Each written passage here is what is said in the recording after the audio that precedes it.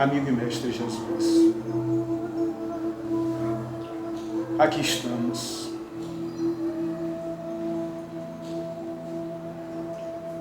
Recorrendo ao vosso nobre coração.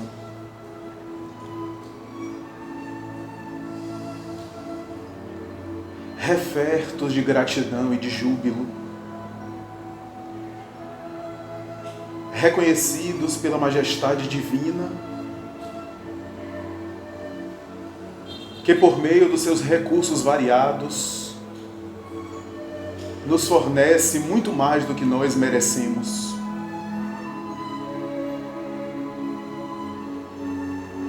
Vivemos na insatisfação da falta que nos carece e ignoramos as bênçãos que recebemos a cada dia. A providência divina, de mil modos e das mais diversas sutilezas, nos oferta bênçãos, oportunidades e ensejos, concessões,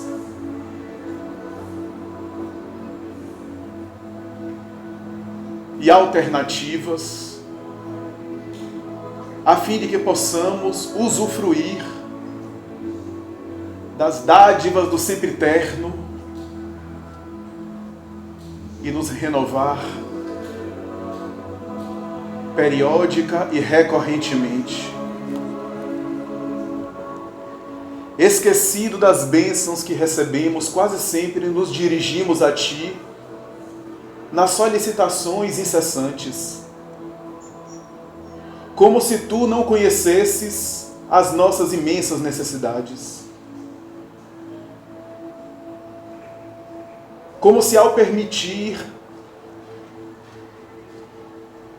as pequenas limitações e dificuldades na vida material, ainda com a nossa fé ingênua, acreditamos que necessitas testar a nossa força, a nossa paciência e o nosso valor. Necessitas testar para descobrir o valor que nós temos. Mas em verdade tu sabes. As provas são para nós descobrirmos, porque nós não sabemos. Os recursos que guardamos em nosso mundo íntimo, as potencialidades que jazem em nossa intimidade e as imensas bênçãos que nos são oferecidas. Por isso,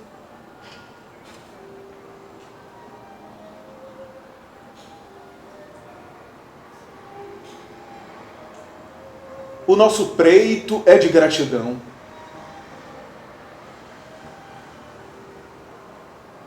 De reconhecimento, mesmo passando as necessidades e desafios, que não são outra coisa senão alternativas da vida, para o aprendizado que não conseguiríamos lograr de outra maneira, senão através dessa experiência. Abençoa-nos, portanto, Senhor. Faz com que o vosso pensamento esteja conosco, porque ainda não integrados totalmente ao reino dos céus, necessitamos do suporte espiritual e da assistência, a fim de não fraquejarmos. Faz com que os espíritos bons que te representam se acerquem de nós, nos envolvam a mente e o coração, suprindo as nossas imensas ineficiências e projetando luz sobre a estrada onde pisam os nossos pés. Sede, portanto, conosco, hoje e sempre. Meus amigos, muito boa noite. Vamos iniciar o capítulo 9. Acredito acredito pessoalmente que hoje a gente tenha algum material aí para ler, né? Talvez até páginas, uma coleção de páginas maior do que frequentemente a gente normalmente faz, por conta do conteúdo que eu já examinei previamente, né? E a gente tem alguma necessidade de avançar um pouco mais. Embora os resultados de nossa visita ao abismo fossem aparentemente mínimos, sentíamos-nos confortáveis e satisfeitos. De volta, ladeando pântanos e guardando a mesma severa atitude de vigilância, ao considerar possíveis surpresas do caminho, fizemos todo o trajeto em profundo silêncio. Aproximando-nos, porém, do Instituto, após atravessar a zona perigosa, a irmã Zenóbia tomou a palavra, agradecendo-nos em tom comovedor.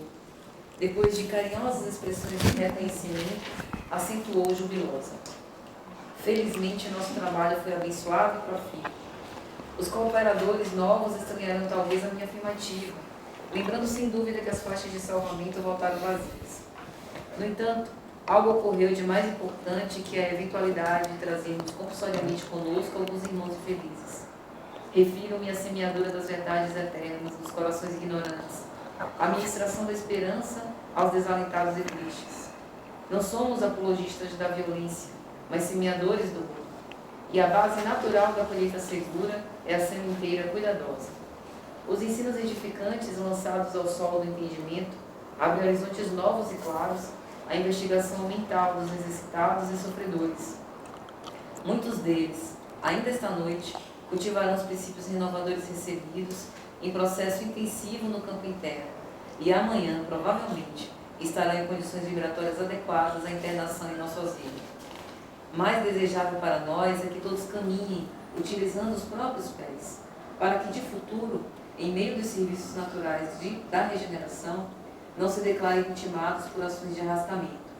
Em todos os lugares encontraremos a compaixão e a justiça de Deus. Sorriu benevolente e acrescentou: a compaixão, filha do amor, desejará estender sempre o braço que salva, mas a justiça, filha da lei, não prescinde da ação que retifica. Haverá recurso da misericórdia para as situações mais deploráveis. Entretanto, a ordem legal do universo cumprir-se-á invariavelmente. Em virtude, pois, da realidade, é justo que cada filho de Deus assuma responsabilidades e tome resoluções por si mesmo. O esclarecimento era lógico e reconfortador. Desejaríamos a continuidade da argumentação. No entanto, acercávamos-nos da casa transitória e então nossa vista. Alcançáramos as vizinhanças do átrio e admirei-me da movimentação em torno. Entidades numerosas iam e vinham. Quase todas penetravam a organização socorrista ou dela saíam, em grupos reduzidos. Velhos amparavam jovens que me pareciam indecisos, titubeantes. Crianças nimbadas de luz guiavam adultos de rosto sombrio, figurando-se carinhosos e pequeninos condutores de cegos. O quadro era formoso e enternecedor. Possivelmente, examinando a estranheza que se apossara de mim, adiantou-se a orientadora da instituição, explicando atenciosa: nossos amigos da crosta, parcialmente libertos da carne pela atuação do sono, afluem até aqui todas as noites, trazidos por companheiros espirituais, com o fim de receberem socorros ou avisos necessários. A casa oferece recursos aos encontros oportunos. Não consegui disfarçar a surpresa ante a cena maravilhosa, contemplando embevecido o cuidado terno dos benfeitores desencarnados com todos aqueles que vinham dos círculos terrestres mais densos. Atravessada a zona magnética de defesa, confundimos-nos com os passantes. Não longe de mim, interessante menino que aparentava 9 a 10 anos de idade, revestido de gracioso halo de luz, guiava uma senhora de passos incertos. Parecia enferma, incapaz de autocontrole. O pequeno, porém, segurava-lhe firmemente a destra, e após saudar a irmã Zenóbia, respeitoso, exclamou para a matrona hesitante: por aqui, mamãe, por aqui, venha, sem medo.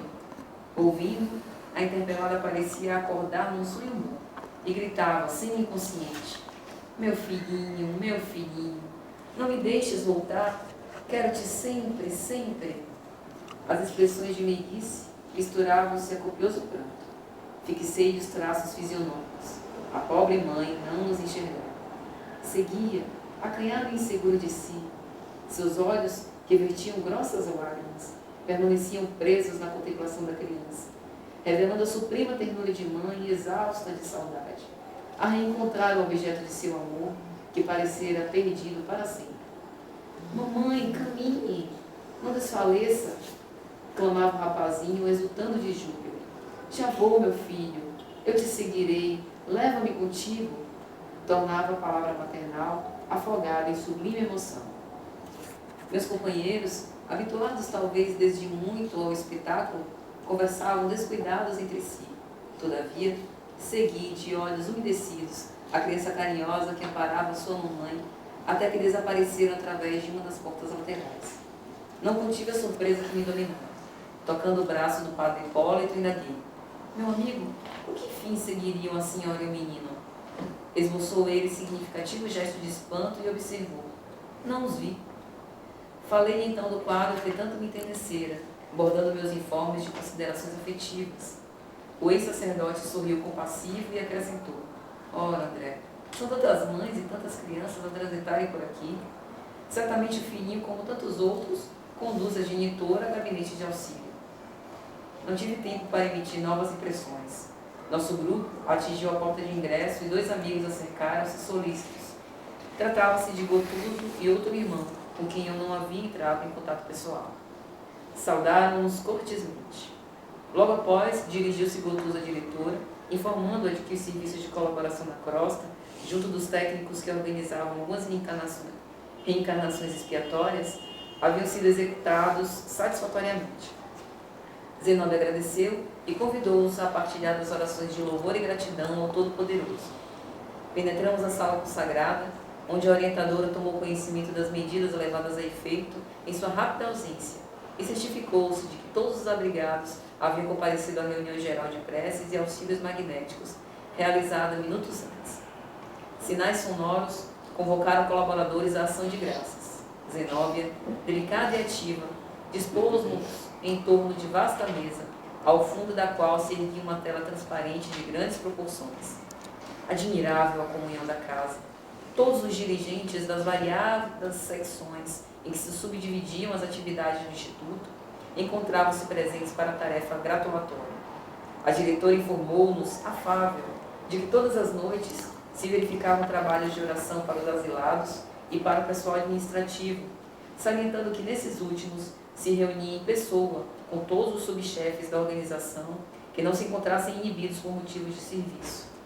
Naquela oportunidade, éramos ali 35 criaturas, presas ao doce magnetismo daquela mulher que também sabia desempenhar a excelsa missão educativa. À cabeceira do grande móvel referido, cercado pelas poltronas confortáveis que ocupávamos em 2 filas, sentou-se Zenóbia radiante, mantendo-se de frente para a tela constituída de tecido diáfano, semelhando tenuíssima gaze. 35 mentes, interessadas na aquisição de luz divina, uniam-se a dela, para as vibrações de reconhecimento e paz. Gotuso, próximo de mim, entregou-se a profunda meditação. Solicitando-nos acompanhar mentalmente as palavras, a instrutora iniciou a oração comovente e sublime. Senhor da vida, nossos corações transbordantes de júbilo te agradecem as bênçãos de cada dia. Permite que nos reunamos em teu nome, nessa noite bendita de felicidade e esperança, para manifestar-te nossa gratidão imperecível. Não te rogamos, Senhor, vantagens e benefícios para nós outros, ricos que somos de tua luz e misericórdia, mas suplicamos ao teu coração augusto, nos sejam concedidos os dons do equilíbrio e da equidade, para que saibamos distribuir nossa divina herança e não dissipemos em vão a glória de tuas dádivas. Fortifica-nos a noção de harmonia, para sermos cooperadores leais de teus santos desígnios. Erguemo-nos do abismo do passado, por tua bondade vigilante, e aqui nos encontramos para servir-te. Entretanto, Pai, vergados ao peso das inclinações humanas, por nós cultivadas com desvarios emotivos, durante milênios, não prescindimos de tua disciplina e de tua força paternal. Dá-nos o clima sadio da libertação de nós mesmos. Magnetizados pelas nossas recordações do pretérito, nem sempre te compreendemos a vontade soberana e criteriosa. Anula-nos o personalismo inferior, para que a consciência do universo nos esclareça o coração. Levanta-nos o raciocínio para mais alto entendimento. Faça-nos vibrar no campo de teus divinos pensamentos. Puseste em nossa boca o verbo construtivo, encheste-nos a alma de luz e tranquilidade, a fim de colaborarmos em tua obra. Deste-nos, neste pouso de amor fraterno, companheiros dedicados ao bem, e em torno de nossa tarefa pequenina, colocaste a multidão dos aflitos e sofredores. Ó Senhor, como somos felizes pela possibilidade de ministrar em teu nome consolações e esclarecimentos. Contudo, nós te imploramos inspiração e roteiro, considerando as responsabilidades dos que te recebem a mordomia da salvação. Ensina-nos a agir desapaixonadamente, infunde-nos respeito pela autoridade que nos deste, ajuda-nos a desprender a mente das criações individuais, para que te sintamos mais de perto no esforço coletivo da elevação comum. E toda vez que nossos atos traduzam a interferência indébita do livre-arbítrio na execução de tuas leis, repreende-nos severamente, para que não persistamos no desvio impensado. Somos teus filhos frágeis e confiantes. Todas as tuas resoluções a nosso respeito são excelentes e belas. Concede-nos, pois, bastante visão, de modo a enxergarmos nossa aventura em teus desígnios, sejam quais forem. Somos servos humildes de tua sabedoria gloriosa. Neste celeiro de paz consoladora, recebemos através de 1000 recursos diferentes a tua presença indireta, com a qual são atendidos os que choram e padecem. Ó Pai compassivo, que felicidade maior que esta há de espalhar com nosso Senhor Jesus Cristo as tuas bênçãos redentoras e carinhosas. Que escola mais rica, além da que se localiza nesta casa, onde aprendemos jubilosos a exercer o dom sublime de dar. A instrutora interrompeu-se, de voz afogada na emoção com que se dirigia a Deus, e aludindo à realização particular que efetuara naquela noite, prosseguiu depois de longa pausa, comovendo-nos a todos.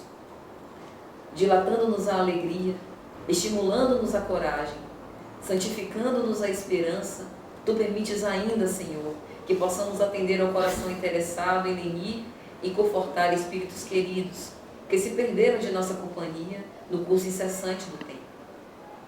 Nova pausa da orientadora. Em seguida, imprimindo suave tom nas palavras que pronunciava, a irmã Zenobia concluiu: de alma voltada para a tua magnanimidade, endereçamos-te reconhecimento sem termo.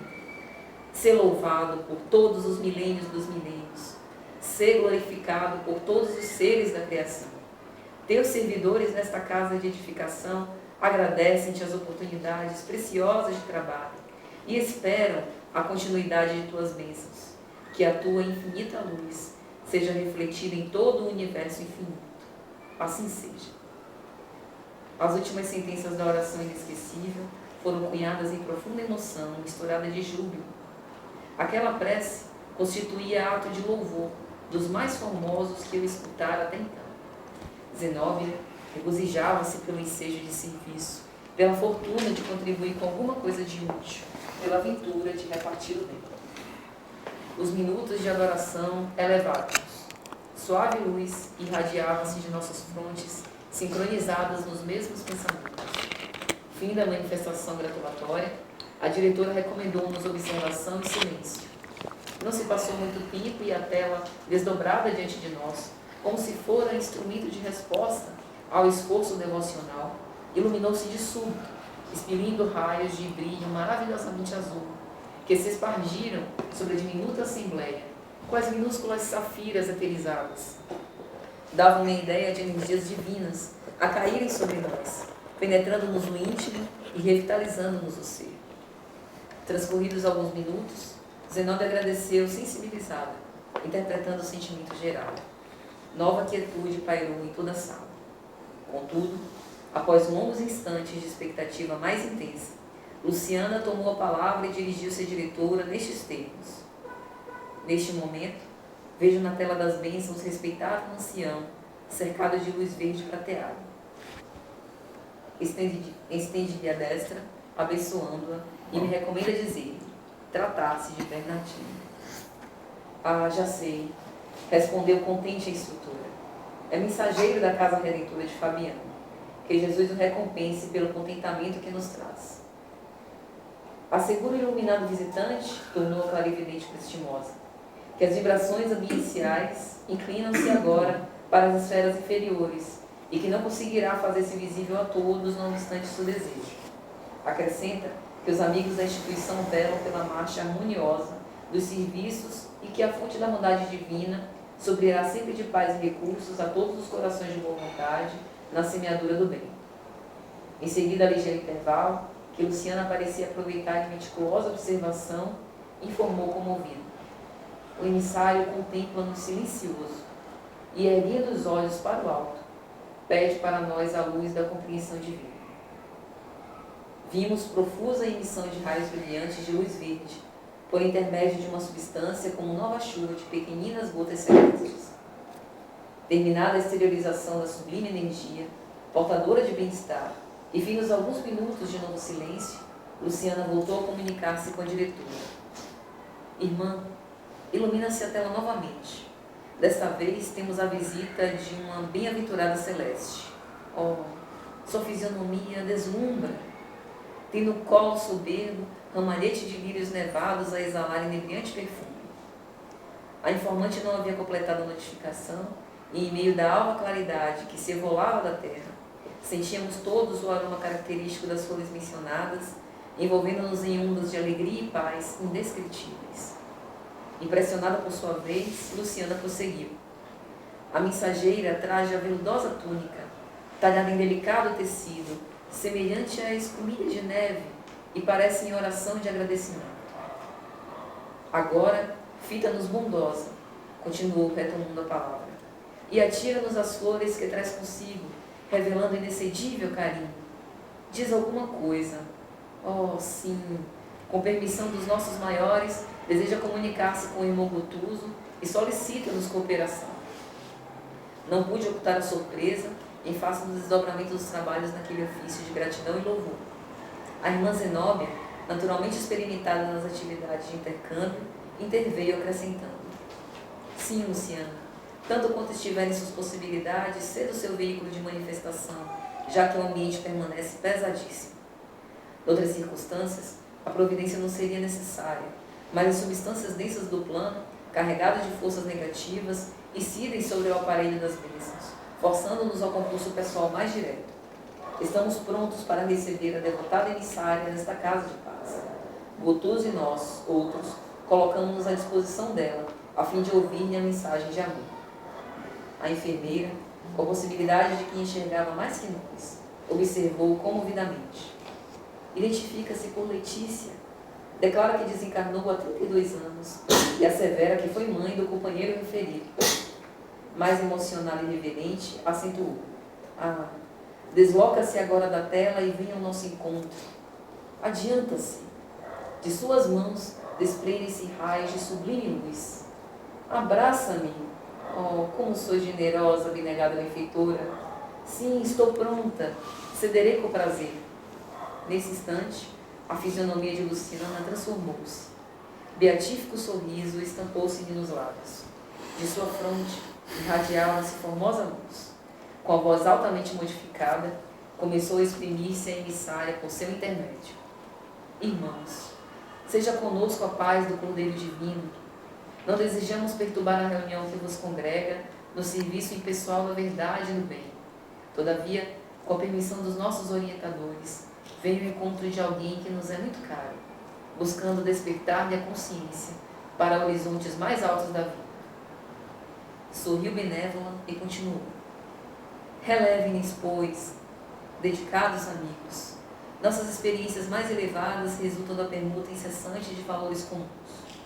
O coração que ama em Cristo é a operosa abelha que recolhe o mel de sabedoria em todas as flores de amor e trabalho. Colherei contente, na alma fraterna desta assembleia de cooperadores da vontade divina, elementos de tolerância e compreensão, e sentir-me feliz se puder oferecer-lhes algo do carinho materno que mantém no coração, faminto de vida superior. Acho que aqui a gente pode parar. Muito bem. Acho que aqui a gente já pode parar para fazer o nosso recorte, a nossa consideração, né? Já que o diálogo agora vai tomar um outro rumo, né? Abordando a questão do Gotuso de uma maneira mais especial, que é a segunda parte, digamos assim, do capítulo. Estamos aí na metade, especificamente na metade do capítulo, né? Vejamos que a gente avançou um pouco porque havia todo um preâmbulo, os espíritos conversando, não há muito o que comentar nesse sentido da descrição que André Luiz faz, os comentários a respeito do trabalho que foi feito antes, né? Quase que uma explicação que se torna um texto autoexplicativo mesmo, né? E a gente vê em alguns momentos algumas considerações doutrinárias que se faz interessante a gente comentar aqui. Uma delas é essa alusão que André Luiz confessa ficar embevecido do diálogo entre compaixão e justiça, né?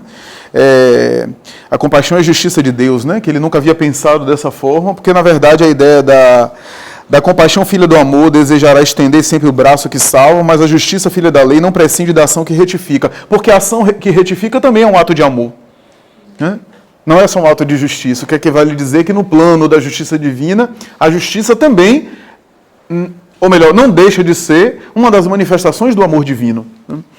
Porque, embora se manifeste com o aspecto da correção, da organização ou da reorganização, não deixa de ser uma atitude de amor, né? O amor que não corrige, o amor que não reorganiza, o amor que não educa, não é amor, né?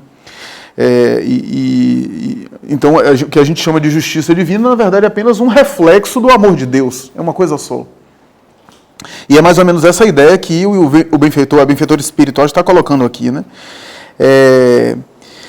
É interessante porque assim, ele descreve muito, né, as entidades espirituais, a visita de seres que estão desprendidos pelo corpo em desdobramento e que chegam lá. Né? É interessante falar que em alguns momentos as pessoas que chegam são vistas por André Luiz e pela equipe como sendo portadores de uma irradiação mais opaca ou até mais escura em função do corpo físico.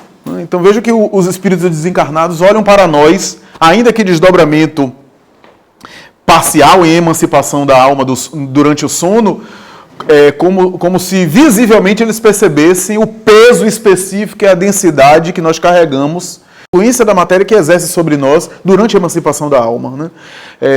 O que de maneira geral, com algumas exceções de pessoas que têm uma vida mental muito equilibrada, né, uma vida mental e moral muito equilibrada, mas de maneira geral, em função dos nossos conflitos, das nossas perturbações, nós emancipamos e levamos muito das nossas ideias materiais para a emancipação da alma, a ponto de ficarmos confusos e não termos a lucidez adequada da vida espiritual. A gente volta com uma espécie de reflexo, com alguma reminiscência, às vezes até com alguma sensação de que a gente esteve em algum lugar no mundo espiritual, mas não com a lucidez, que é rara, aquela lucidez dos grandes espíritos, né, que acontecia com Ligori, com Santo Antônio de Pádua, com Eurípides Bassanufo e com outros. Estou falando da bilocação da bicorporeidade, não. Estou falando do sono físico mesmo, do sono físico da emancipação recorrente, né, em que essas almas grandiosas muitas vezes têm uma lucidez muito grande. Divaldo Franco costuma dizer que às vezes, e no passado era muito mais comum por conta do valor da ligação telefônica, né, da tarifa telefônica, ele dizia que muitas vezes treinava ir à mansão do caminho, em emancipação da alma, e ia para ver como estavam as coisas lá. Ele já falou isso de público mais de uma vez. E muitas vezes verificava o que estava acontecendo na mansão do caminho em emancipação. Portanto, em um desprendimento lúcido. Né? A ponto dele estar lá e conservar a lucidez ao recordar, ao acordar. Né? Então, durante o sono físico, ele se autossugestionava ir para a mansão e ver como estava lá, do ponto de vista dos encarnados mesmo. Né? O que estava acontecendo por ali. Né? Então é claro que isso aí é algo que não é comum e que denota uma espécie de lucidez fora da matéria, que não é comum na maioria dos encarnados, né? Que exige não apenas treinamento psíquico, né? Mas sobretudo uma vida moral, uma vida mental muito equilibrada, né? A ponto do espírito ter uma espécie de independência em relação à matéria, porque Kardec vai dizer isso, né? Que as ideias materiais formam uma espécie de névoa que envolve o espírito, ainda que em emancipação. Né? A gente vê o relato, né, da maioria dos encarnados quando se desdobra e vai para o mundo espiritual em emancipação, leva consigo essas ideias terrenas que formam uma espécie de névoa mesmo, uma nuvem que dificulta a percepção cristalina do mundo espiritual, como acontece, né?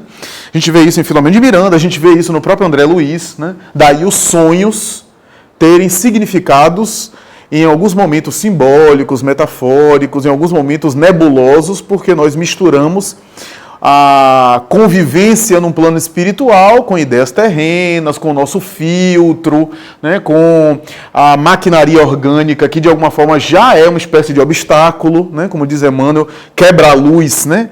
Ele vai dizer que o cérebro quebra a luz do espírito, né? Ele coloca isso, e André Luiz também repete algo parecido na obra No Mundo Maior, né? Então é interessante isso aqui, porque André Luiz vai notar essa diferença dos desencarnados conduzindo os encarnados, quais se fossem cegos, que não conseguissem ver, que precisassem de um guia, né? Então é interessante isso, né? Normalmente com algum afeto, um filho, né, um parente, que pelo fator emocional a criatura quando acordar lembra, sonhei com fulano. Não me lembro muito bem o que foi que aconteceu, não, mas eu me lembro que eu sonhei com fulano, sonhei com minha mãe, sonhei com meu filho, etc., que já faleceu. Então é interessante esse recurso, né, para a gente ter uma ideia de como isso se processa. A gente vê a organização do mundo espiritual, né, de colocar ali 35 pessoas. Né. É interessante a ideia da Zenobia aqui, eu achei interessante quando coloca que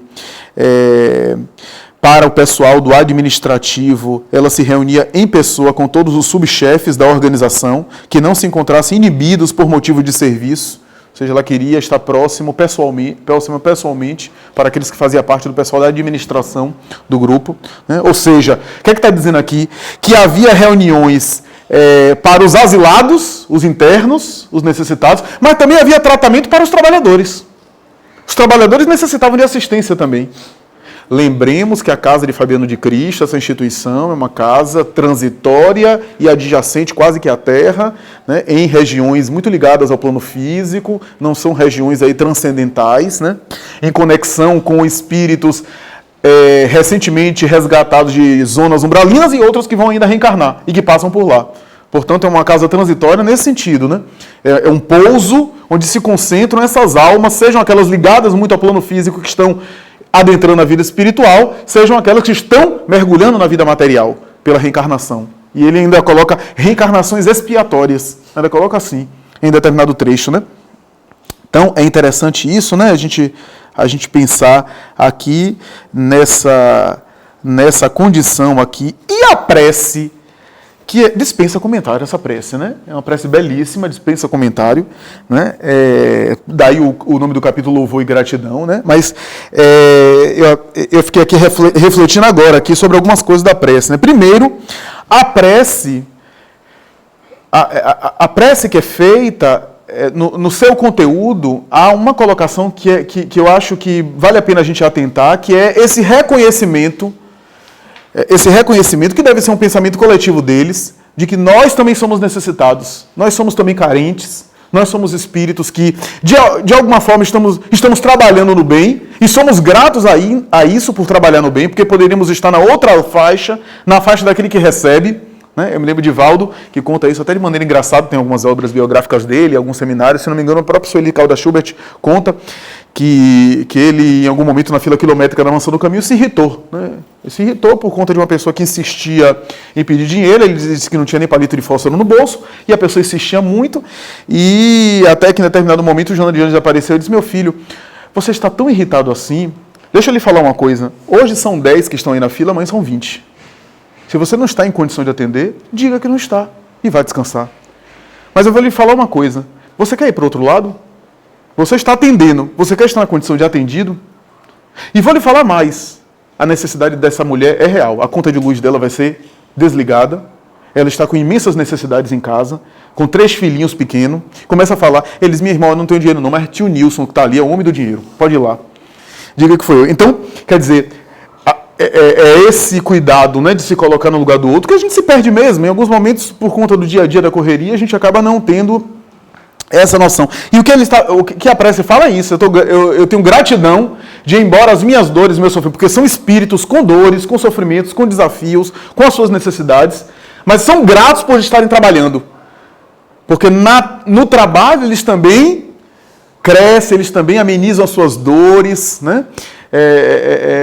E a gente pensa, né, nessa questão de que, às vezes, nós nos ajudamos também ajudando, né? Não é necessariamente deixar de olhar para a gente para estar olhando para o outro e tentando dar conta da vida do outro, que isso daí é um desequilíbrio. Mas eu poder também olhar para o próximo no sentido de ajudá-lo e aprender nessa ajuda e até treinar essa alteridade, essa afetividade, eu acabo também trabalhando o meu mundo íntimo, né? O meu mundo interior. E uma das coisas, eu até quase dava risada aqui, porque uma das coisas que me chamaram a atenção é que na prece há uma disposição, uma colocação muito interessante da instrutora, que normalmente nos passa despercebido. Por quê? Porque quase sempre a gente tem e nós que às vezes atuamos em tarefa filantrópica de caridade e ação social, nós temos a ideia de ajudar o próximo para amenizar nossas dores na seguinte mentalidade. Você está com depressão? Visite um hospital de câncer, que você vai ficar boazinha na hora. Vá lá, visite um lugar de tuberculoso, que você vai sair logo desse estado. Quer dizer, eu entendo a intenção, mas é um negócio um pouco macabro, né? Quer dizer, eu estou desgraçado, mas eu tenho que ver alguém com uma desgraça pior do que a minha para eu ficar feliz.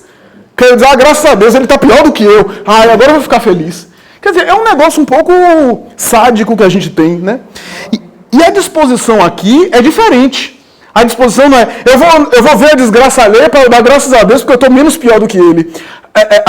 A questão aqui é o seguinte, que bom que eu posso ajudá-lo. Que bom que eu posso me disponibilizar a atuar. Né? Que bom que nas minhas dificuldades eu posso também olhar para ele e estender a mão para ele. A disposição é um pouco diferente da disposição nossa, né? Então, eu estou dizendo em termos gerais, né? Claro que há exceções, que há pessoas que trabalham de maneira diferente nesse sentido, né? Muitas pessoas, né? Mas, tão interessante isso, e claro, por fim, para finalizar, porque embora muitas páginas, eu acho que tem conteúdos bem pontuais nesse sentido, né? A questão da clarividência da Luciana, né? Das percepções psíquicas da Luciana, né? É interessante, repito isso, né? O conceito de André Luiz de colocar clarividência, porque é uma faculdade psíquica, né? Da própria alma, a penetração da própria alma, né? Em tese, essas faculdades eu não preciso necessariamente de outrem para que eu possa visualizar, para que eu possa perceber, né? Em tese. Embora possa haver também ajuda do plano espiritual. Então é interessante isso porque, embora ali a Luciana está também servindo de meio e de intermediária, né, de uma entidade específica para a Zenóbia, né, transmitindo, portanto, uma informação. E é interessante porque, veja como esse elemento é sofisticado e complexo. Né? A faculdade é minha de visualizar, de perceber, né, eu tenho uma disposição, um recurso, tanto é que a Zenóbia não percebia, quem percebia era a Luciana. Era ela que percebia, é uma faculdade psíquica. Como todas as faculdades, né, são aquisições da alma no sentido evolutivo do termo. Então, como todas as faculdades são da alma, a memória, a inteligência, uma aptidão para a arte, o indivíduo, quando desencarna, continua com essa faculdade. Daí, o professor Herculano Pires costumava dizer, aliás, confirmando um pouco a parapsicologia, que no futuro toda a humanidade terá uma faculdade psi, né? Ou seja, serão portadores de uma sensibilidade psi, que é uma expressão da parapsicologia, ou seja, a ideia de que todos nós teremos uma intuição mais aguçada, né? Kardec, quando fala de planetas mais evoluídos, ele pergunta sobre isso, e os espíritos dizem, aqui, a segunda vista, termo que era usado por Kardec, a segunda vista é geral, a ponto de, em alguns planetas, as pessoas se comunicarem pelo pensamento, dispensarem do uso da palavra, né?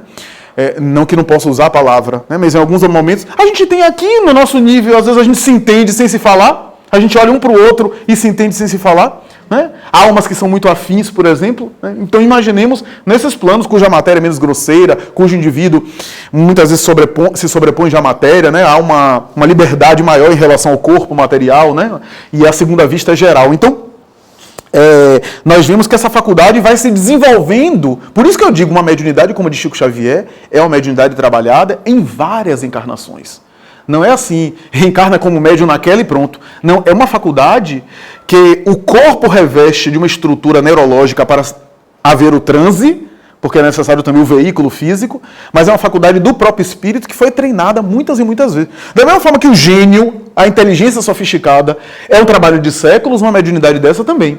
Então o espírito vai para o além-túmulo, né? E continua com essa faculdade, essa disposição, é uma sensibilidade. Da mesma forma que nessa reunião, se tivesse um pianista desencarnado, teria a mesma habilidade que conservaria as faculdades, né, que o indivíduo preserva. Então ela percebe, ela serve de veículo, né, a essas percepções, mas é interessante porque assim, primeiro eu tenho que ter o recurso, que é a minha faculdade, para perceber. Mas isso não é suficiente. É necessário que o outro permita se fazer visível a mim. Porque, por exemplo, aqui mesmo no nosso plano, eu posso ser médium vidente, mas eu posso perceber os espíritos, mas para perceber os espíritos também têm que se fazer visível a mim. Não basta a minha faculdade, não basta a minha percepção. Em alguns casos, quando se trata de entidades muito inferiores e arraigadas à Terra, as entidades nem se dão conta que estão se revelando a mim. Tanto é que em alguns momentos elas se sentem desmascaradas. Kardec vai dizer isso, a mediunidade não deixa de ser um instrumento que desmascara os espíritos zombeteiros e brincalhões. Mas ainda assim há uma combinação de fluido, porque eu próprio não faço nada sozinho, eu sou médium. E o médium é passivo. Se eu me torno ativo, eu deixo de ser médium, eu já não estou no meio. Eu estou tentando conduzir o fenômeno. Então é interessante isso. E quando coloca aqui, assegura o iluminado visitante, tornou a clarividente prestimosa, que as vibrações do ambiente inclinam-se agora para as esferas inferiores e que não conseguirá se fazer visível a todos, não obstante o seu desejo. Ora bem, se é um pouso, uma casa, onde há muitas vibrações inferiores por conta da população que ali é abrigada, há uma dificuldade de manifestações transcendentais. Parêntese. Quem leu a obra Paulo Estevão vai ver os fenômenos que acontecem na igreja de Antioquia. E Emmanuel tem uma nota de rodapé dizendo assim, que a harmonia, Kardec vai chamar homogeneidade do pensamento, né? A harmonia coletiva dos cristãos era de tão alta elevação, de tão alta espiritualidade, né? Que a ponto daquela harmonia, quando os cristãos oravam, em alguns momentos o próprio mestre se manifestava, em alguns momentos havia pneumatofonia, a voz direta, que é um fenômeno de efeito físico. Né? As vozes dos grandes cristãos primitivos e, quiçá, do próprio Jesus se manifestava ali. Tal harmonia do ambiente, né? Kardec vai dizer isso, né? Essa elevação, que Emmanuel descreve na obra Paulo Estevão essa reunião. Então, aqui não havia tanta harmonia assim por conta da heterogeneidade de sentimentos e de pensamentos, graças à população que ali abrigava. Então, vejamos como é difícil isso. Por isso que a nossa reunião mediúnica deve ser restrita por pessoas específicas. E ainda assim é difícil. A gente tem, às vezes, 8 médios e cada um tem um temperamento, tem a sua indisciplina, tem os seus problemas, né, para conseguir essa hegemonia. E eu vejo gente fazendo sessão mediúnica com 300 pessoas. É uma coisa que eu não preciso nem comentar, que é mais circense do que realmente reunião mediúnica. Né? Um salão doutrinário onde todos os médios incorporam de uma vez, num espetáculo público até apavorante para quem não conhece o fenômeno. E para quem não liga ou não dá nenhuma importância, é até uma situação dantesca, onde a pessoa sai rindo daquilo. E para mim, por lidar inclusive com alguns médiuns e por me colocar na situação dos médiuns, para mim é até constrangedor um médium se submeter a um processo desse, porque não deixa de ser uma espécie de exibicionismo. O médium que entra em transe, ele entrar em transe aqui, todo mundo está me assistindo, eu sei. E às vezes pessoas diversas, dos mais diversos temperamentos. Eu não me sentiria à vontade, né, no espetáculo público. O que não deixa de ser uma espécie de exibicionismo que favorece também a autossugestão. Porque se eu estou também muito empolgado em mostrar transe mediúnico, em me incorporar, quiçá é o meu inconsciente se manifestando. Porque quando eu vou na reunião mediúnica muito assim, animadinho para dar passagem, eu posso dar passagem de mim mesmo, ali na reunião mediúnica. Né? Porque eu estou com muitas ideias autossugestionadas, com muitas ideias fixas, né? Filomeno Miranda tem uma obra que ele chama Cacuete Psíquico, né? Essas fixações mentais. O médium deve ser o mais tranquilo e isento possível, né? O mais espontâneo possível, deixar as coisas acontecerem. Quantas vezes a gente vai para a reunião mediúnica dizendo hoje eu estou mal, cansado, trabalho, etc., preocupado, estou com um problema de saúde físico. Hoje eu não dou passagem espírito, e é no dia que os espíritos só se manifestam por meu intermédio. E tem dia que eu vou todo animado, empolgado, tomado banho, cheirosinho, bonito, dormi, comi, vou ótimo, e chego lá, não sinto nada. Mediunidade tem isso, não depende de mim. né? É imprevisível, né? Então, e é autêntica por isso. Porque se eu já vou dando diagnóstico, hoje eu vou receber 4 espíritos, quem sou eu para dizer que espírito eu vou receber? Porque isso não sou eu que eu coordeno, são os mentores da reunião mediúnica, né? Então, é interessante isso daqui, por conta da dificuldade, né, que eles tinham de manifestar, a ponto de não se fazer visível a todos, né? E aí ele vai dizer, sim, Luciana, tanto quanto estiver em suas possibilidades, ceda o seu veículo de manifestação, já que o ambiente permanece pesadíssimo.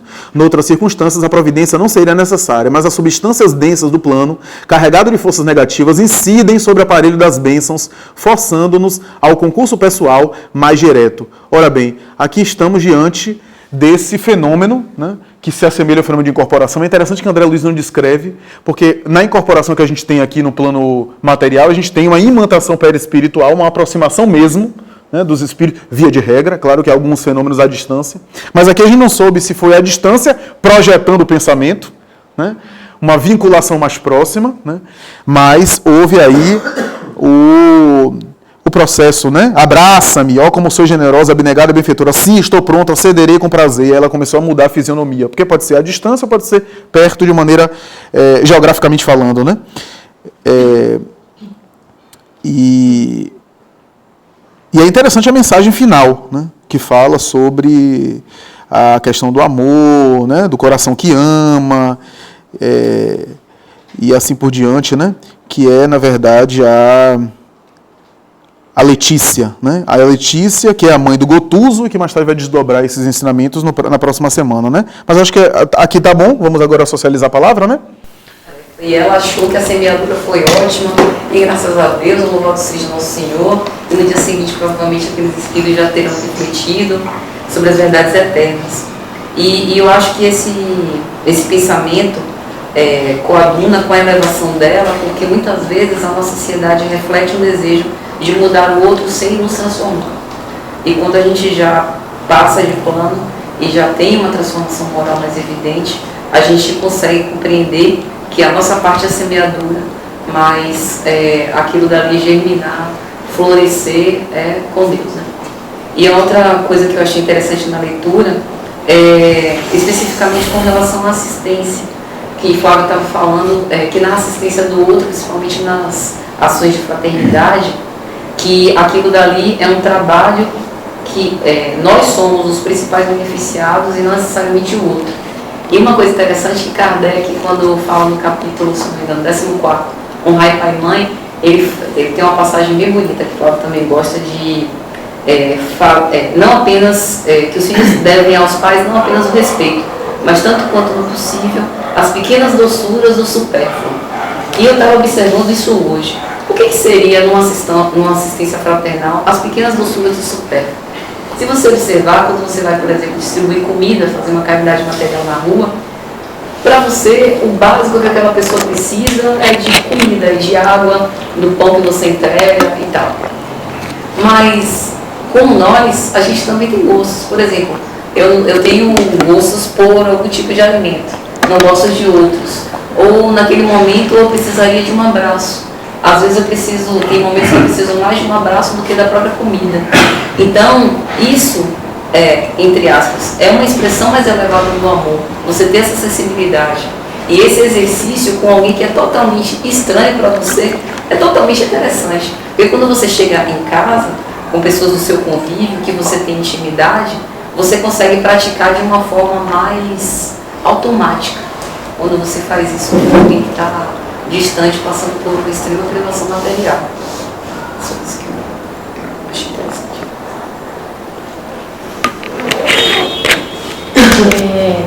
É engraçado, mas porque a colocação que eu gostaria de compartilhar também foi exatamente essa. Eu fazendo essa leitura, eu estava fazendo como se fosse um link na nossa participação exatamente nas atividades sociais. Então, quando você vai distribuir um mingau, um café, a impressão que eu tenho é que, não todos, né, mas uma grande parcela desses participantes estão lá mais interessados na atenção que eles vão receber do que em si do alimento. Então, eu fazia a leitura e eu, gente, eu me lembro disso, olha, eu passei por esse, e aí eu ficava assim, engraçado, lá a gente também faz essa ajuda, quer dizer, então todo esse processo do ir, do resgatar, é uma eterna, não poderia como batalha, mas uma eterna atividade, você não para, e é como você sempre está pontuando, né, a gente está sempre em movimento, e eu achei isso muito interessante. Primeiro o seguinte, o problema da emancipação da alma é um problema natural. Toda noite nós saímos do corpo. Essa saída do corpo é uma preparação para a saída em definitivo. Também não deixa de ser uma prova de vida após a vida. O grande problema é que, como nós estamos encarnados, nós estamos ligados apenas por um fluido magnético, nós, quando chegamos lá, nós não temos uma noção plena. Tanto que, por exemplo, quando nós vemos pessoas conhecidas, dificilmente a gente vê o rosto. É muito difícil. Ou se a gente vê, é diferente. O mais novo, que dificulta a identificação. Quando a gente acorda, que a gente vê, pô, é fulano de tal. Mas na hora, você muitas vezes não lembra. Ou muitas vezes você tem uma ideia, pelo modo de falar, pelo modo de pensar, pelo modo de expressar. Mas não é nítido. Então, e tem um detalhe. É igual o computador, quando ele está desligando, que aparece aquelas letras nele. A mesma coisa acontece. Para que haja um esquecimento do que aconteceu. Porque uma vez, conversando com um espírita muito amigo meu, um cara muito culto, ele falou, Marco, se não houvesse esse esquecimento, o pessoal ia querer ficar lá, pô. Não queria vir para cá. Esse esquecimento é necessário, porque senão meu nego ia embora e não voltava mais. Tem que ter esse esquecimento, porque a gente tem uma missão aqui. E a gente só vai sair daqui quando a gente cumprir essa missão. Quando a nossa energia vital, que cada um tem, se esgotar. Quando aquela energia vital nossa se esgotar, um abraço. Aí sim nós vamos para a eternidade em caráter definitivo. Uma outra coisa que me chamou a atenção também é quando ele fala aqui, pequeninos condutores de cego. Pequeninos condutores de cego. Quer dizer, crianças com muita luz, conduzindo pessoas que não sabem nada da espiritualidade. O cego aí que se refere é aquele que desconhece a espiritualidade. É aquilo que Jesus de Nazaré falou. Deixe que os cegos, deixe que os mortos enterrem seus mortos. Porque morto não sabe o que é nada. O cego também não. Lá o cego não sabia da vida espiritual. Eles estavam ali para ir orientando e esclarecendo com calma, para não chocar, para não dar problemas mais graves. E finalizando, como na espiritualidade a prece é muito usada, e nós aqui usamos muito pouco. Porque a prece, eu acho que é o termo, não devia chamar prece. Não, porque fala prece, diminui. Não, vamos falar comunicação mental. Porque é uma comunicação mental. E o meio que nós temos de nos comunicarmos com a espiritualidade é através da prece. Mas não dessa prece decoreba. Não. De uma petição da gente fazer. Uma petição mental. Dizendo do que nós achamos, opinando, pedindo orientação, pedindo intuição. Isso funciona. E lá eu vejo no mundo espiritual, tudo lá não termina em pizza, termina em prece. Túlio lembrou uma coisa que eu havia me programado para falar, acabei esquecendo, acabei ignorando, que é essa questão da forma como os espíritos, isso é um exemplo, lidam com a questão da adoração, né? Estou falando do termo adoração por conta da lei de adoração, né, do Livro dos Espíritos, né? Que é algo bastante íntimo, né? Bastante sincero, né? O poder da prece, André Luiz exaustivamente repete nas suas obras a ideia de que há um poder. Você veja a reverberação da prece que foi enunciada, a ponto de haver não apenas as presenças espirituais registradas, mas também bálsamo vibratório que magnetizava as pessoas e causava bem-estar, né? Aí André Luiz descreve luz verde, luz assim, irradiação X, Y, né? Então eu acho que isso é interessante porque assim, em nosso plano, há uma série de repercussões que nós não percebemos por estarmos na matéria, estarmos no corpo físico.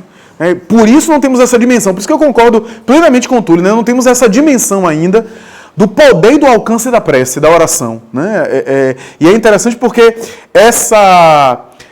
André Luiz coloca bem nesse tom de algo que é interior, né, que não é um culto exterior, né? Eu me lembro de Jesus, né? Misericórdia eu quero e não sacrifício. Muita gente entende essa passagem como sacrifício. Jesus não quer que a gente se sacrifique, não. Não, misericórdia eu quero e não sacrifício, porque havia os sacrifícios religiosos, os holocaustos na época. Né? Então, ele estava se referindo ao sacrifício do templo, aos holocaustos, porque durante milênios a humanidade lidou com religião, utilizando recursos de barganha. Então, eu ofereço uma oferenda para a divindade e recebo em troca proteção, assistência. Durante milênios, a gente lidou assim com o sagrado, né? Que é um culto exterior. Jesus combatia isso muito, né? Tanto é que alguns estudiosos se referem àquela a fé remove montanhas, não apenas na interpretação kardeciana, que Kardec dá uma interpretação simbólica ali, né? A montanha da dificuldade que a gente remove. Mas é porque, na época do povo hebreu, os indivíduos cultuavam Deus em montes. Né? Em montes, em montanhas, em templos, porque na época, é difícil a gente hoje aceitar isso, mas na época havia a crença verdadeira, legítima, de que Deus estava em alguns lugares. Então quando Jesus diz à samaritana, né, que meu Pai será adorado futuramente, nem no templo de Garizim, nem no templo de Jerusalém, mas em espírito e verdade, será adorado em espírito e verdade, ou quando ele fala que a fé remove montanhas, é porque a fé verdadeira não precisa de montanhas, não precisa de montes. Né? O indivíduo vai cultuar no altar da intimidade. Então isso é interessante, né? Que é uma nova abordagem para essa passagem do Evangelho, né? Uma abordagem diferente. Né? Interessante isso, né? Que é muito isso. Os espíritos, eles o tempo todo atentam para isso, que a prece, a oração é sentimento, né? É algo interior, né? Não é para fora, não é exterior. Né? E a gente aprende muito com isso. Né? Então, mas vamos adiante, Marcelo. Eu acho que ele, antes de passar para essa questão dessa comunicação espiritual, né, através da prece, mas no terceiro parágrafo, na metade dele, ele começa, no início, ele começa a falar o seguinte, refiro-me à semeadura das verdades eternas nos corações ignorantes, à ministração da esperança aos desalentados e tristes. Não somos apologistas da violência, mas semeadores do bem. Então, essa expressão me chamou a atenção, semeadores do bem. E a base natural da colheita segura é a sementeira cuidadosa. Então, semeador e sementeira, ou seja, o processo ele não está no ato em si, na atitude, mas no efeito. Né? Por quê? André Luiz ele termina o capítulo anterior fazendo um questionamento sobre por que ele deveria chorar mais. Né? Eu, na semana passada, eu coloquei aqui que ele deveria chorar por ele mesmo. Por quê? Porque ninguém transforma o outro. O outro é que se transforma. Nós podemos dar o quê? Exemplos. Ou seja, a gente pode colocar sementes que possam vir a germinar por exemplo. Mas a transformação é da consciência de cada um. Né? Então, esse trecho aqui, eu acho que ela bate muito bem isso, porque ela continua aqui, ela diz o seguinte, os ensinos edificantes, lançado ao solo do entendimento, abre horizontes novos e claros à investigação mental dos necessitados e sofredores. Então, ela mostra aqui que não é o ato de salvar, né? Porque a gente já viu em outras leituras aí que muita gente que é trazida a um atendimento, muitas vezes o quê? Volta ao ambiente anterior, foge, né? Sai daquele ambiente de atendimento que ele se colocava predisposto a receber e volta aos mesmos erros, digamos assim, né? E aqui ela coloca que abre horizonte de um novo entendimento, né? Na investigação mental de quem precisa. Então, não é simplesmente o trazer, o auxiliar, mas é, sobretudo, germinar essa semente do quê? De começar a compreender as necessidades reais de cada um, né? Para que eles mesmos evoluam, né? Num processo de, digamos assim, de autossalvação, né? De autoesclarecimento. Muitos deles ainda, esta noite, cultivarão princípios renovadores recebidos em processo intensivo no campo interno e amanhã provavelmente estarão em condições vibratórias adequadas à internação em nosso asilo. Então, vejam que a vitória é nessa perspectiva, né? Porque podiam ter trazido, mas as condições vibratórias deles saíam se encaixando para que eles permanecessem asilados lá, né? No Lar Fabiano de Cristo. Ela mesma diz que não, né? Na leitura anterior ela mostra que nem todos estariam preparados para isso. Então, não era só, né, trazer. Então, eu acho que esse é o aspecto mais importante aqui, né? Até onde a gente leu, quer dizer, tem a questão dessa comunicação espiritual, né? Mas até antes disso, na questão da oração, é justamente essa consequência, né, do processo. Por quê? Nós ainda pensamos muito nessa ideia de que se eu for uma boa pessoa, eu vou ter um merecimento. Tendo merecimento, eu vou ser resgatado, se eu tiver dificuldades no mundo espiritual. Mas a questão não é simplesmente ser resgatado. Pelo que ela coloca aqui, né, tem que haver essa modificação, né, essa autoindução para que a gente consiga se manter num campo vibratório aceitável. Porque senão, né, a gente vê aqui como a gente se relaciona com as pessoas. Pessoas que têm um novo campo vibratório diferente do nosso, né, muitas vezes a gente vai, se encontra, se relaciona, mas não conjuga, né, não convive, né, apenas se reconhece, né, às vezes trabalha no mesmo ambiente, mas não entra numa, digamos assim, numa comunhão, né, de vida, de elaboração de pensamentos e tal. A gente, às vezes, conversando com outro, a gente percebe que o pensamento é diferente, não bate com o meu. São coisas que fazem antagônicos a gente, né? E no campo espiritual, a mesma coisa. Então, essa questão de salvação, de receber, na verdade, é algo que nós temos que criar para nós mesmos, né? Ou seja, é uma questão de vibração. A gente tem que modificar, e aí, tudo que diz aqui, essas modificações, são vistas justamente para a gente compreender isso. Enquanto a gente não aprender a modificar e perceber que a gente não modifica ninguém, mas a gente pode plantar essas sementes, né, esses critérios novos, para que a própria pessoa acorde, isso sim é um momento de júbilo. Então, eu acho que aí justifica bem essa ideia de Zenobia, observar isso e chamar atenção para o grupo, né, que muitas vezes as pessoas não percebem isso, né, não tem como vivenciar esse conceito, porque ainda estão entrelaçados. O próprio André Luiz ali no capítulo anterior ficou irritado, né, queria ir lá, tirar alguém de lá, nem que fosse à força, pelas palavras que viam, pelas acusações que viam dos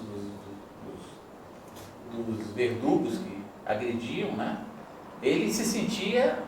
Então, e ela mostra aqui, ela dá esse exemplo. Eu acho que isso foi a grande entonação nesse início do capítulo aqui, para a gente. Perfeito.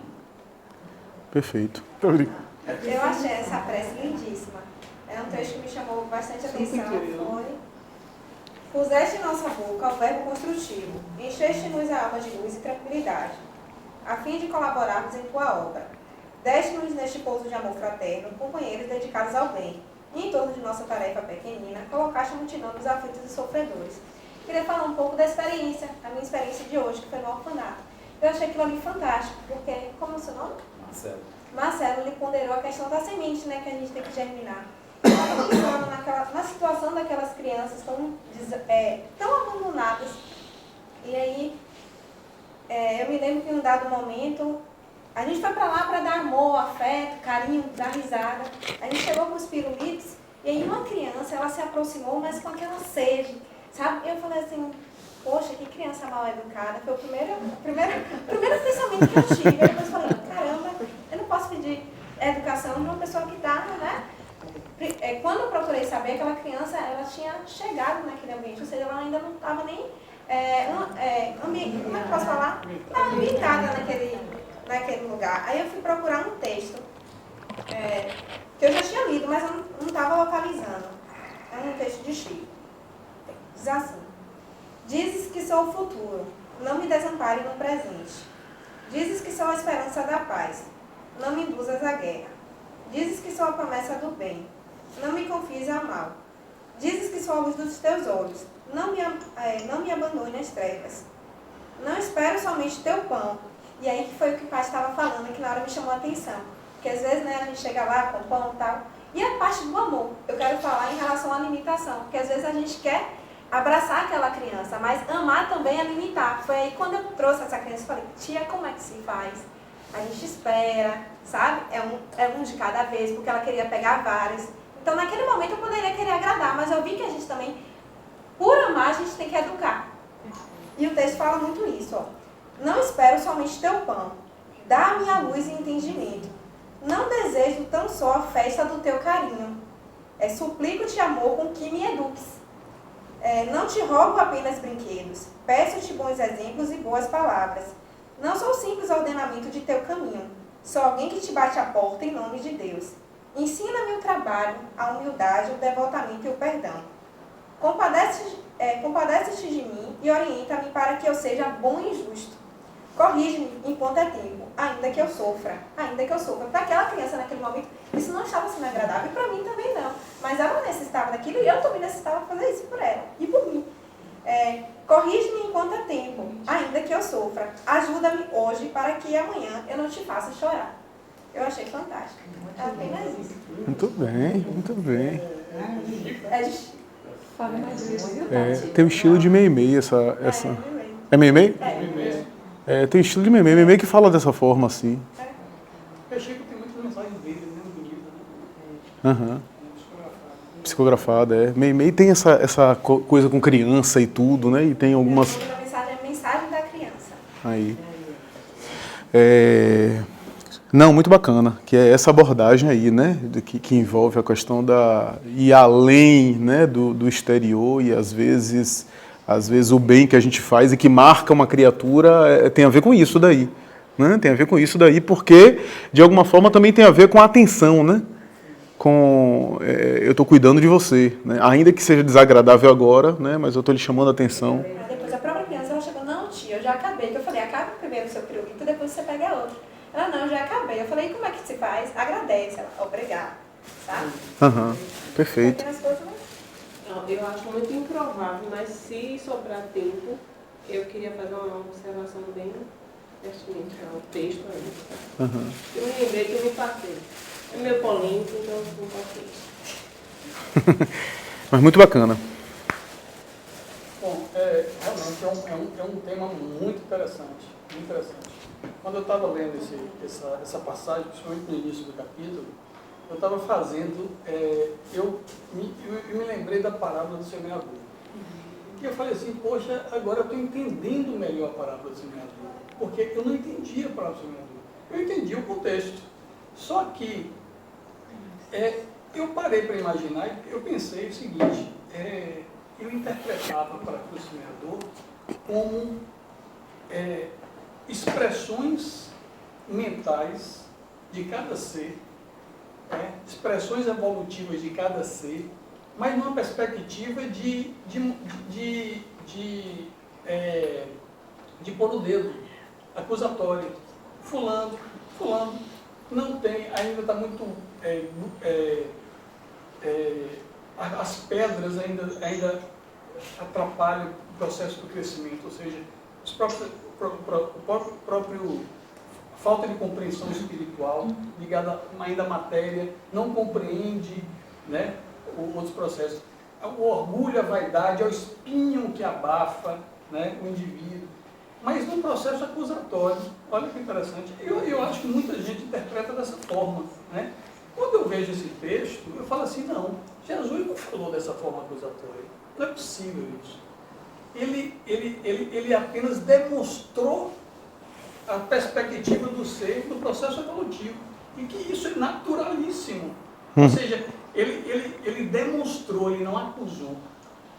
E quando eu já fiz uma palestra, né, com a perspectiva acusatória, né, sobre esse tema, fulano, aí você acaba dando exemplo, né, dentro do próprio meio espírita. Eu falo, não, pô, mas tem pessoas que chegam aqui no curso, botam o nome, mas não aparece. Quer dizer, que perspectiva está esse indivíduo, né? Aí você começa a falar, e é acusatório. Jesus fala dessa forma, como é que você pode interpretar? Ou seja, nós estamos dando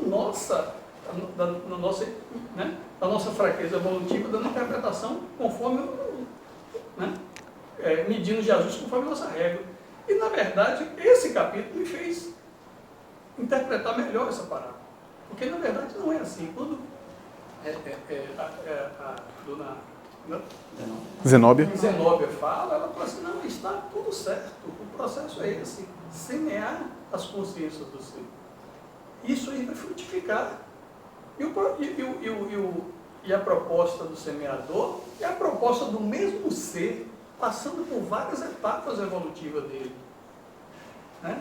E a gente fala assim, não, são seres diferentes. É como se fala assim, não, você vai continuar sem frutificar pro resto da vida. Você é assim, você é assado, você... Não, é a etapa do mesmo ser.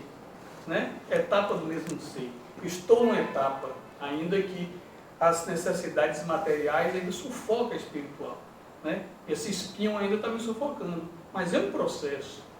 Então a gente tem que compreender. E ela traz isso. Amanhã, olha como é que ela fala, amanhã eles já vão estar provavelmente uma nova estrutura mental, capacitados de ser, né, de ser trazidos para aqui. Olha que interessante isso, né? Perfeito. Então ver a vida por outro prisma, né? Porque a gente ainda está muito no processo acusatório. Outra coisa desse capítulo que me chamou a atenção, que inclusive fala no capítulo anterior, mas todos nós nos passamos, ou esquecemos, ou não quisemos falar, foi a questão da criança no plano espiritual. Que eu acho que é interessante abordar, porque desde o capítulo passado ele vem abordando isso. Né? A criança, nesse ambiente, no ambiente do capítulo anterior, não tinha criança naquele ambiente denso. Né? Por que não tinha criança? Né? Aí viu uma criança, né? Ou seja, esse negócio de criança no mundo espiritual ainda me bagunça a minha cabeça, viu, sobre isso. Porque, por mais que eu tenha lido, ou que tenha, mas ainda é meio, né, interpretação. Por que criança? Porque o indivíduo ainda não está num processo evolutivo ainda para superar a estrutura do corpo perispirítico e fica como criança. Como aquele indivíduo que não tem estrutura ainda de transcender que ele não é mais aleijado, que ele não é mais cego. Isso. E vai com aquela estrutura psíquica ainda para o plano espiritual. Aí, a minha compreensão é que a criança está nesse estado de estrutura psíquica ainda, né? Ainda que não desagregou ainda do processo de evolução. Mas aí outros falam, né, de outra forma, que, eu não sei, tem várias explicações para isso. E ainda queria saber assim, realmente o que acontece, porque de vez em quando vem isso, né? Esse texto de criança, que tem criança, tem diz que não tem criança, não tem criança, espiritual, que isso é a pessoa que está pensando que tem criança, que cria essa criança. Igual a questão do animal também, né? É muito complexo essa questão do animal, né? Exato. Então é uma coisa que a gente precisa assim, amadurecer. Verdade. Não é vir com 2 são 4. Polemizando. Né? Amadurecer mais essa questão. O polarizando, né, Jorge? Essa questão é interessante, né? Antes de eu comentar a questão da criança, o Jorge fez uma pontuação que eu acho muito bacana, a Patrícia até gosta dessa interpretação dinâmica, evolutiva, ela fez a mesma coisa lá no grupo do Sheila com relação à parábola do bom samaritano, né? Mas é interessante porque a parábola de Jesus tem vários enfoques, né? Então a gente consegue dar várias abordagens, várias visões, né? Então tem essa do caráter evolutivo, como se fosse um desenvolvimento, né? Tem aquela que Caio Barchuta gosta de dizer que, na verdade, o semeador da parábola é o próprio Jesus, né? Ele está, de alguma forma, semeando, né? Jogando as sementes, né? E que cada um, a depender do seu nível de consciência, vai receber na sua cota. O que mais me chama a atenção na parábola do semeador, pelo menos agora, porque toda vez que eu leio, a gente tem um outro enfoque e presta atenção em outra coisa. Mas na parábola do semeador, o que mais chama a atenção é uma das sementes que não frutifica, não sei se é não me fala a memória se é do espinho, que Jesus diz assim: essas são aqueles que tiveram os cuidados deste mundo. Os cuidados deste mundo. Quer dizer, as precauções que a gente acha muito natural desse mundo, mas que às vezes a gente se amarra, a gente se algema com essas precauções. Né? Então, eu acho isso muito interessante, essa passagem, que é uma frase muito rápida, né, da parábola do semeador, que sempre me chama a atenção. Né? Agora, em relação às crianças, realmente tem isso, né? Tem a ponderação que Divaldo fala, se não me engano, em qualidade na prática mediúnica, mas a pergunta que Divaldo recebe é específico da prática mediúnica, né? E ele alerta de uma maneira bastante contundente para espíritos zombeteiros que querem se passar como criança, que isso acontece muito, é muito frequente. Espírito que chega com voz infantil, aí a gente fica, oh, que bonitinho, fica perdendo o tempo da mediúnica, o espírito fica ali consumindo a energia do médium, e fica aí, eu sou Cosme e Damião pedindo bala, Jesus menino que não cresceu até hoje. Então essas coisas que a gente tem que ter cuidado, né? Porque às vezes é espírito zombeteiro, brincalhão, que não é criança, coisa nenhuma, disfarçando-se.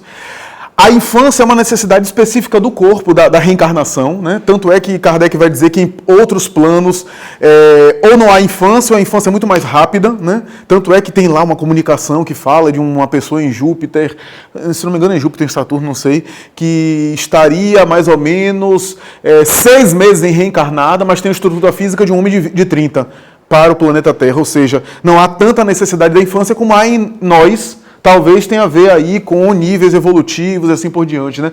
O espírito pode estar num corpo infantil, mas está ali emboscado numa carne nova, mas é um espírito muito antigo, muito velho.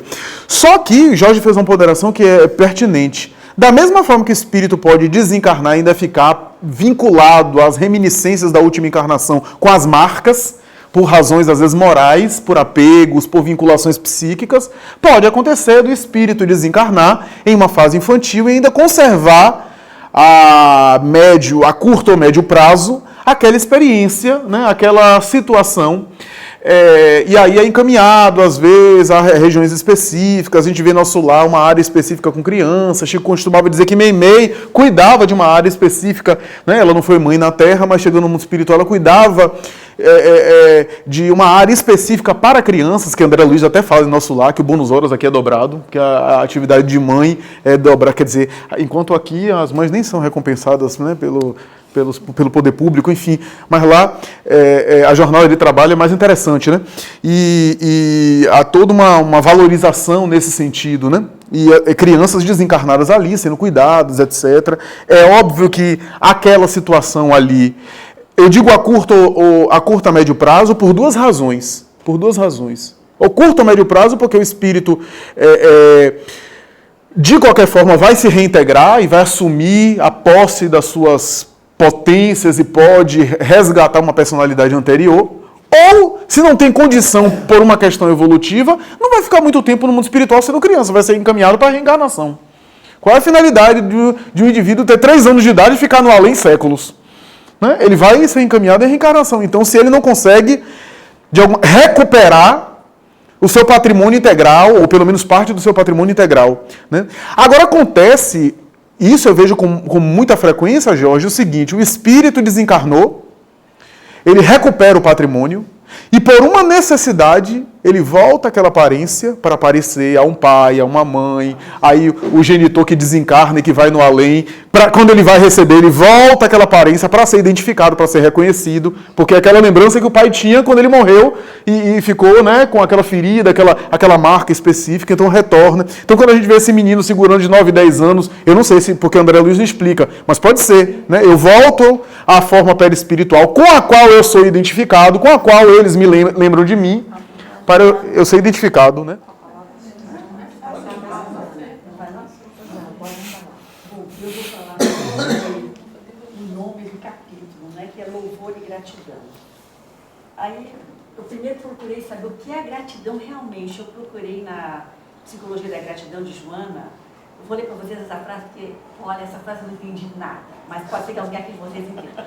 A gratidão é a força que logra desintegrar os aranzéis da degradação do sentido existencial. Alguém entendeu? Eu achei muito bonita essa frase, mas não entendi nada, achei assim, trouxe para vocês, né? Mas aí depois eu dei uma estudadinha no capítulo, né? E agora eu vou trazer umas coisas mais leves para vocês. Aí depois, sobre a gratidão, né? O que é a gratidão? Viver, Joana diz que viver já é buscar gratidão em tudo quanto lhe sucede. Achei bacana também. Depois ela fala também o seguinte, a gratidão é uma retribuição pelo bem ou pelos favores que se recebem, consentindo em uma forma de devolução, pelo menos em parte. Já dá para entender um pouquinho melhor, né, a gratidão agora dessa forma que ela colocou aqui. E por fim ela coloca também que a gratidão torna o mundo e as pessoas mais belas e mais queridas. Achei muito bonita essa frase.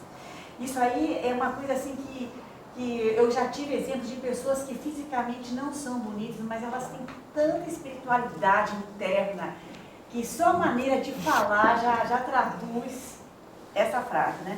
E por fim ela colocou também assim, a gratidão é a assinatura de Deus colocada na sua obra. Achei muito bonita essa frase também. E é mesmo, a gente vê assim um pôr do sol lindo, né? Rapaz, quem fez isso? Deus, né? É como se ele tivesse assinado aquele pôr do sol assim, em cima do mar, assim, dando aquela divisa. Todo mundo tira foto, né? É fantástico isso.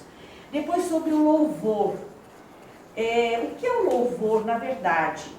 Né? Daí eu fui em cima de um capítulo que o Flávio deve matar bem. Florações evangélicas. É sobre o estado luminoso que um espírito alcança, né? Que foi Jung que adotou essa palavra. Eu achei bem interessante, eu pesquisei um pouquinho sobre isso.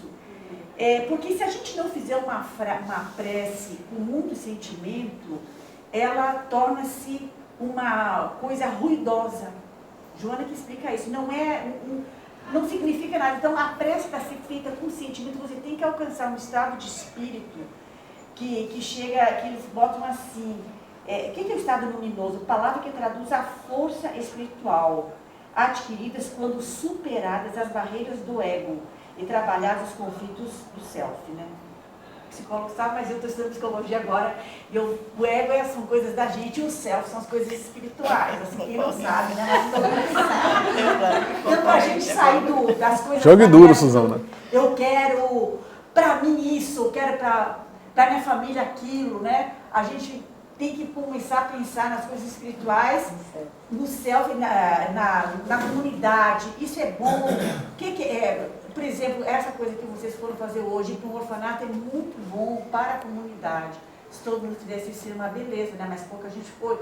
Mas também fica sendo bom para vocês. Mas assim, o importante é a gente conseguir olhar para o outro. Então, eu assim, colocando esse texto aqui, eu vi que realmente esses espíritos trabalhadores nessa seara do bem, esse posto transitório, são espíritos que já podemos até dizer que já alcançaram o estado luminoso, por isso são os escolhidos de Deus. Achei bonitinho, né? Muito bem, Suzana. Eu vou ter que então me especializar em tênis, eu vou virar um André Agassi, um Pete Sampras para falar daqueles do passado. Para falar com você, eu tenho que estudar psicologia, senão eu não tenho que entender o que se fala nas palestras. Né, Suzana? Muito bem. É interessante diferenciar uma coisa importante, a Suzana falou de maneira brilhante. O estado luminoso tem a ver muito mais com uma experiência psíquica específica de contato com algo transcendente do que uma iluminação. Tá? Por exemplo, Jung citava a estrada de Damasco de Paulo como estado luminoso. É diferente da iluminação que Paulo conquistou ao longo dos anos. Quando ele, por exemplo, anos mais tarde vai ter aquele êxtase, quando ele está sendo apedrejado em Jerusalém, uns dão pedrada na cabeça, ele chega a desmaiar, chega a perder a consciência, um outro chega e chuta ele já está ensanguentado assim, ele tem um êxtase. E aí Emmanuel diz, a partir daquele momento, ele já não sentia mais nada, resgatou os débitos e encontrou a paz divina no seu mundo íntimo. Emmanuel coloca dessa forma. Então, esse é um estado de iluminação. O estado luminoso é uma vou te dar uma palavra bonita, né, dos esotéricos, uma epifania, né? Um estado assim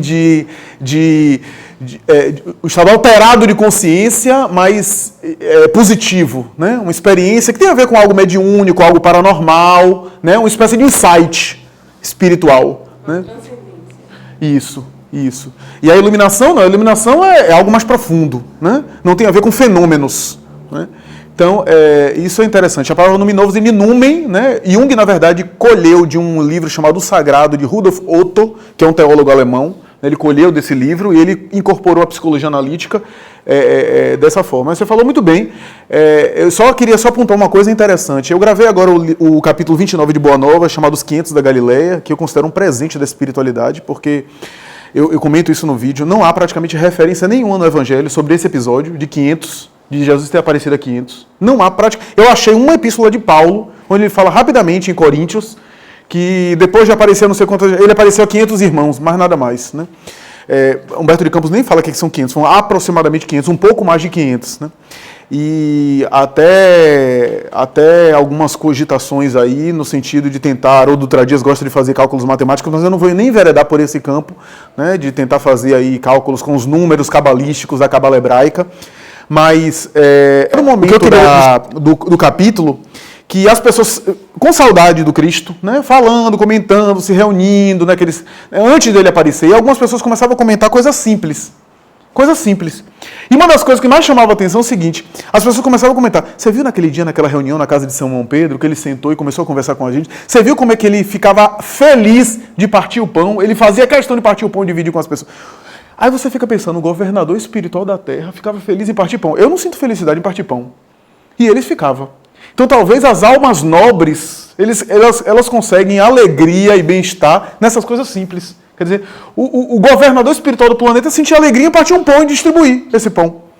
Né? Vejamos que sutileza interessante. Né? Então, é mais ou menos essa ideia da gratidão. Né? Diga, Paulo.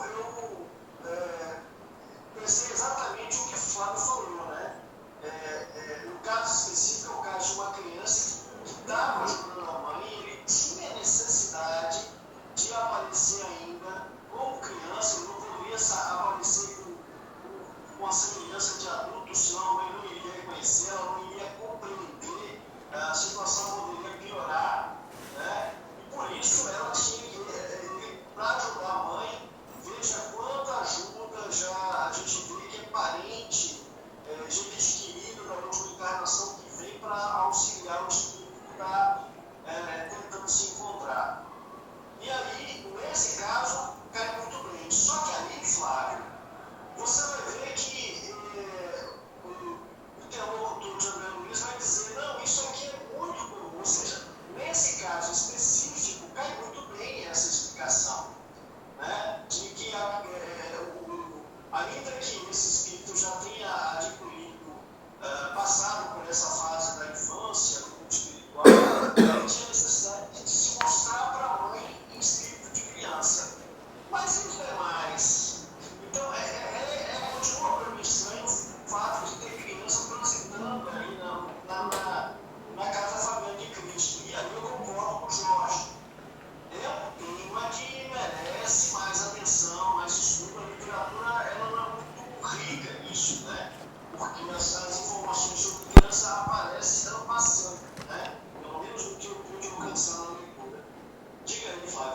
mas você pode chorar em relação a isso.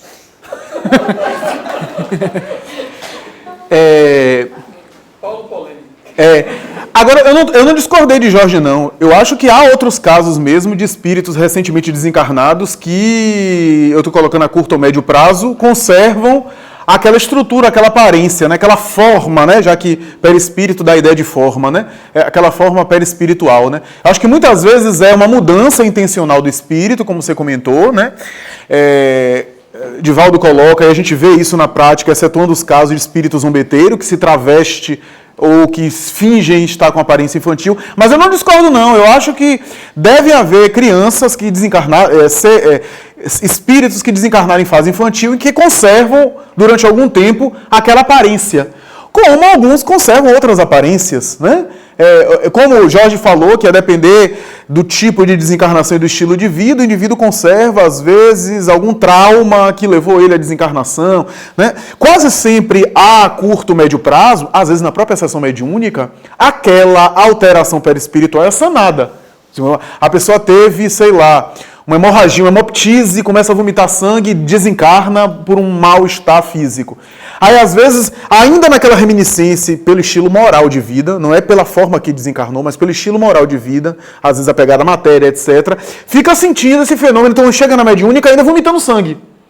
Aí os passos, etc., porque sente como se tivesse... E aí quando começa a tocar no assunto da morte, ele começa como se remorrer, né? Voltar ao assunto. Aí a gente aplica o passe, ele começa a se conscientizar do processo, acaba, às vezes na própria reunião mediúnica, um pouco depois tratado pelos mentores espirituais, aquilo sanando, aquela alteração. Estou citando esse caso para falar que, da mesma forma, há casos de alteração perispiritual que muitas vezes são pontuais, né? E são a curto, médio prazo, no sentido do apego que o espírito ainda tem, da perturbação, e depois sai. Como André Luiz, que estava com um fígado estourado, né? Com as regiões do pâncreas, com a área genésica, possivelmente vítima da sífilis pelo seu desregramento, todo aquele processo.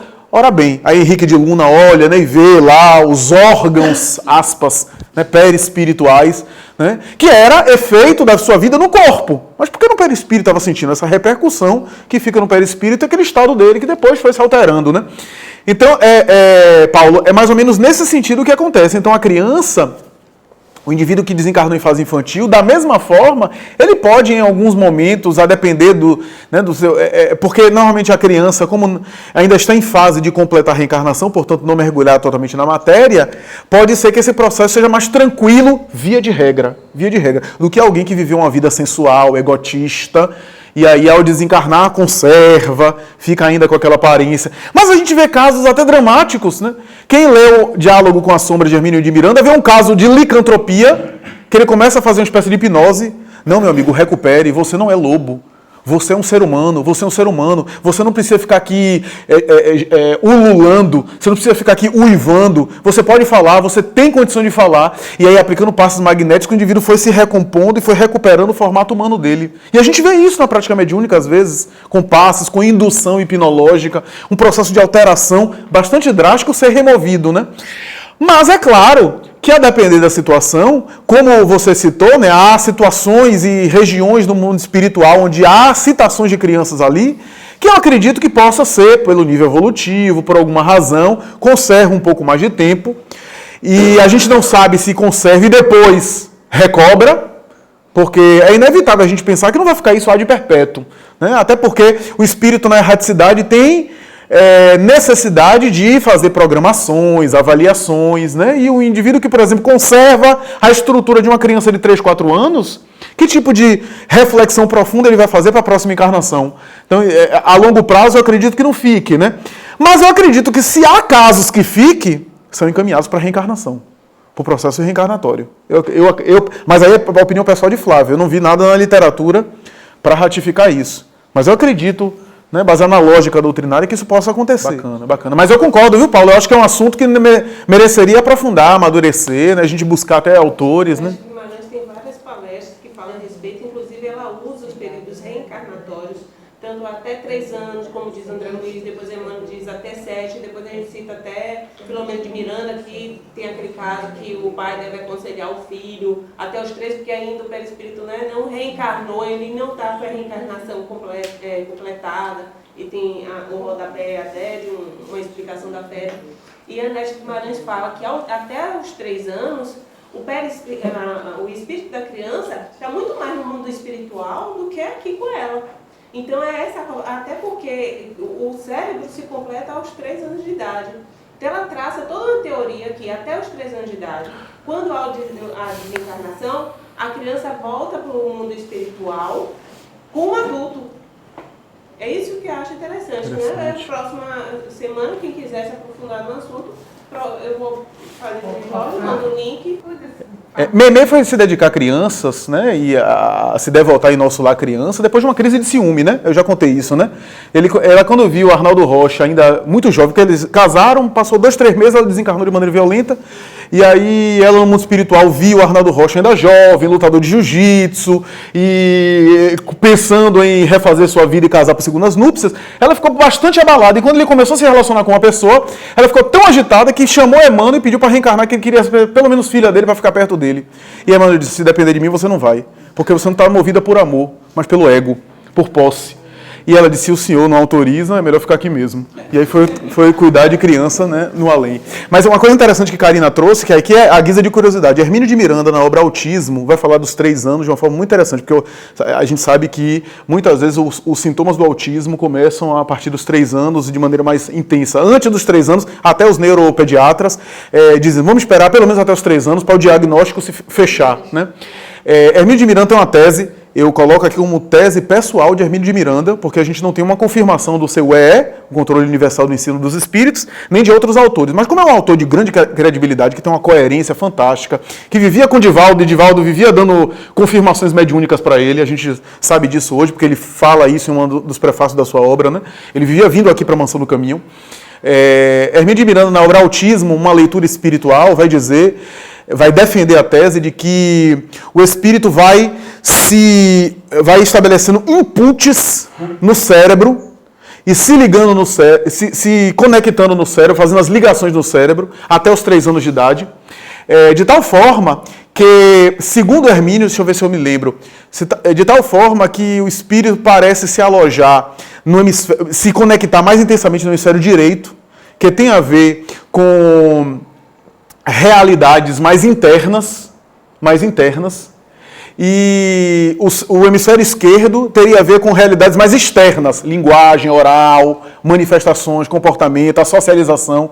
E aí ele vai dizer que ele defende essa teoria, que o autismo parece ser uma falha na migração do espírito com seus inputs do hemisfério direito para o hemisfério esquerdo, por débitos, por provações, por questões do passado, e aí não há essa conexão com a área específica e o indivíduo fica bloqueado nessas manifestações. Mas é uma tese que aí a gente precisa ir problematizar mais adiante, né?